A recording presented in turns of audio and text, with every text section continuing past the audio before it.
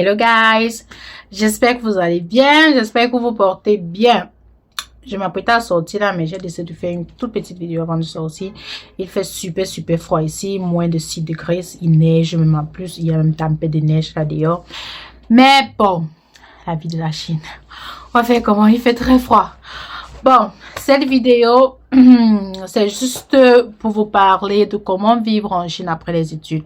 Ça, c'est pour ceux qui finissent d'étudier et puis ils décident de s'engager dans la vie active. Donc, on se retrouve après le générique. Hein?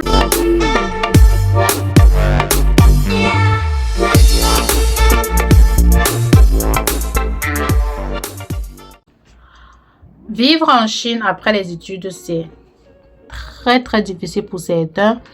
C'est très facile pour d'autres et c'est très stressant pour certains. Mais avant de continuer la vidéo, s'il te plaît, abonne-toi, active la cloche de notification et surtout laisse-moi ton avis en commentaire. Je tiens à préciser que cette vidéo c'est juste mon expérience personnelle. Je parle de ce que je vois, de ce que j'analyse ici en Chine en tant qu'étrangère. Donc, don't take it personally, ok? Bon. En Chine, il y a deux types de personnes. Il y a ceux qui étudient en Chine à vie. Like, ils finissent dans une université, ils vont dans l'autre, et ainsi de suite. Et la raison pour laquelle ils font ça, c'est d'abord de 1 pour avoir le visa et de 2 pour avoir les bourses. Oui, parce que n'oubliez pas que tu étudies en Chine, on te donne l'argent par mois. Je vous avais déjà expliqué ça auparavant. Donc, c'est un peu pour ça. Et il y a d'autres personnes qui finissent d'étudier et puis ils veulent se lancer directement dans la vie active. On va parler de cela. C'est un peu difficile de se lancer dans la vie active après les études, principalement. Pourquoi? Parce que on arrive toujours à un problème de visa. N'oubliez pas que en Chine, c'est interdit de travailler en tant qu'étudiant. Et quand tu finis d'étudier, trouver le travail, ce n'est pas très évident. Donc, si tu es étudiant, disons que c'est peut-être ta dernière année, si tu veux te lancer dans la vie active, excusez ma voix, le froid. Si tu veux te lancer dans la vie active à partir de l'année prochaine, je vais te conseiller de commencer à chercher le travail là maintenant. Il y a plusieurs applications, il y a beaucoup de sites internet ici en Chine pour cela. Il y a Boss par exemple, c'est une application où tu peux trouver du travail. Donc commence déjà à contacter les entreprises là maintenant et puis va d'entrevue en entrevue et puis trouve une entreprise qui pourra te faciliter le visa. Avant, c'était très facile d'obtenir le visa en Chine. Après les études, visa travail, avant c'était très facile parce que la plupart des étrangers optaient pour le teaching job, genre enseigner l'anglais. Mais le gouvernement a rendu cela un peu compliqué parce qu'ils vont te demander 2 ans d'expérience. Bon, la plupart des métiers, au fait, on va te demander 2 ans d'expérience, qui sont quasiment impossibles vu que tu sors tout droit de l'école. Je parle plus pour ceux qui sont qui sont du bachelor. Donc, tu sors tout droit de l'école, on te demande 2 ans d'expérience et ça compte pour le visa. Ils regardent beaucoup cela. Donc, ils ont rendu les choses un peu difficiles, mais c'est pas impossible, c'est possible. Il y a des entreprises que s'ils te prennent, ils vont t'aider avec le visa et puis tu vas obtenir le visa et facilement te lancer dans la vie active. Bon, deuxième problème qui se pose maintenant, c'est au niveau des taxes. Quand tu travailles en Chine, il y a une partie de ton salaire qu'on va couper pour payer les taxes. C'est vraiment stressant. C'est vraiment stressant. Mais si tu as un salaire conséquent, vraiment, tu vas pas vraiment ressentir ça. Franchement, tu vas pas vraiment ressentir ça parce que je tiens à rappeler que la vie en Chine, pour moi, à mon avis, comparé à d'autres pays, le niveau de vie cela est cool. Si tu as un salaire peut-être de 5 000 RMB par mois, je sais pas, en France c'est peut-être 500 000, je sais pas. Si tu as peut-être ce salaire là par mois, tu peux bien vivre, ok? Tu peux pas que tu seras dans la luxure, mais tu peux quand même bien vivre, tu peux vivre décemment avec ce genre de salaire. Chose qui n'est pas vraiment possible dans certains pays. Donc, pour moi, je trouve que it's okay, ok? Donc, il y a aussi l'autre chose qui a tendance à te frapper au visage, c'est les factures. Je tiens à vous rappeler que quand tu étudies en Chine, surtout si tu es boursier, les choses comme la maison, l'eau, l'électricité, tu ne connais pas trop ça. Tu ne connais pas toi comment ça se passe parce que tu es là, tu vis sous tutelle de l'école. Donc, tu ne connais pas l'école, gère tout ça pour toi. La seule chose que tu peux souvent gérer de temps en temps, c'est peut-être ta nutrition à la fin du mois. C'est tout. Mais quand tu commences à travailler, tu entres dans la vie active. Ça te frappe au visage que pam!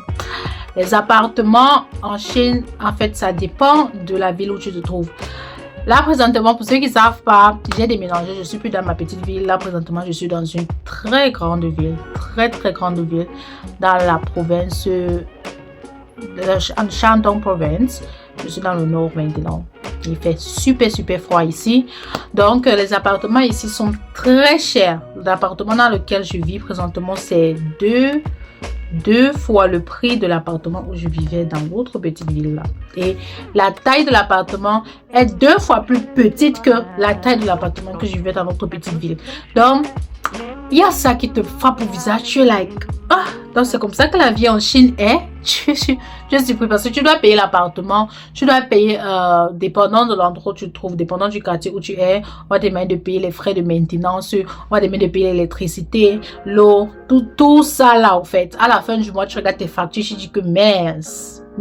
Sans compter que tu dois prendre soin de toi, tu dois te coiffer, tu dois t'habiller, il y a tellement de trucs. Et quand ça te frappe au visage, vraiment, pour quelqu'un qui n'est pas passé par là, parce que l'université te couvre, ok? Pour quelqu'un qui n'est jamais passé par là, c'est un peu bizarre en fait. Moi, je ne parle pas de ceux qui sont venus peut-être en master, qui ont déjà eu à travailler. Moi, je ne parle pas de cela. Moi, je parle de ceux qui sont quittés du lycée, qui sont arrivés à l'université ici en Chine, ils ont eu le bachelor et puis ils veulent se lancer dans la vie active. Voilà, c'est de cela que je parle. En fait, ça frustre beaucoup. Mais on finit par s'y habituer, ok? On finit par s'habituer. Aussi, une autre chose qui frustre vraiment dans la vie active ici en Chine, après les études, c'est que chaque année, tu dois réfléchir pour ton visa. Chaque année, tu dois réfléchir. Donc, quand une année passe, si tu trouves une entreprise qui te fait signer un contrat de peut-être 3 ans, ça va. You're covered pour 3 ans. Parce qu'après les 3 ans, tu dois encore réfléchir comment faire pour obtenir le visa, pour faire quoi que ce soit en fait.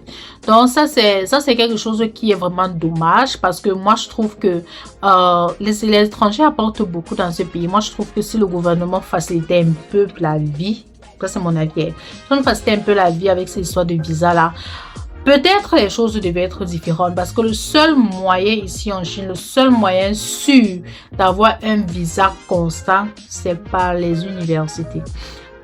Donc ça c'est mon avis. Donc, mon conseil, si tu es étudiant en Chine et que tu veux te lancer dans la vie active, peut-être l'année prochaine ou je ne sais pas trop quand, mon conseil c'est d'abord commence déjà à chercher, postule, cherche les emplois, fais les recherches, trouve les applications. Il y a les sites web ici en Chine où tu peux trouver du travail. Il y a les agents pour ça, où tu peux trouver du travail. Même si le travail n'est pas dans ton domaine, parce qu'il y a certaines, surtout les filles, elles vont arriver ici là, on va te dire que, ok, cette entreprise là veut te voir, ils sont intéressés par ton profil. Elle va dire que non, moi je peux pas aller là-bas, j'ai étudié telle filière, je ne peux pas faire telle chose. Like, même si c'est pas quelque chose que tu fais, si l'entreprise t'appelle, va d'abord, tu écoutes ce qu'ils ont à te dire. Et puis, tu peux d'abord accepter pour un temps. C'est pas comme ça demande de faire ça pour toujours. Et en plus, ça ajoute quelque chose sur ton CV parce que le CV est aussi très important ici en Chine. Quand tu as de l'expérience, c'est très important. Ça t'aide aussi beaucoup. Peu importe dans quel domaine. Tant que tu as déjà l'expérience, ça va. Ça t'aide beaucoup. Donc, commence à chercher du travail étant à l'université. Si tu auras un peu de chance, une entreprise va te prendre du genre, tu sors directement à l'université et puis tu te lances directement dans le monde du travail. Donc, ça, c'est un peu mon conseil. Alors, un autre conseil que je peux te donner, c'est il faut être ouvert d'esprit. Il faut être très ouvert d'esprit. Il ne faut pas être bloqué sur une idée fixe, ok? Il faut être très ouvert d'esprit. Il faut chercher à apprendre autant de choses possibles, que ce soit la langue, que ce soit quelque chose à faire, que n'importe quoi. Il faut chercher à apprendre. Donc, c'est un peu tout pour cette vidéo. On se dit à la prochaine. Take good care of yourself. Take good care of your family. Alors, 再见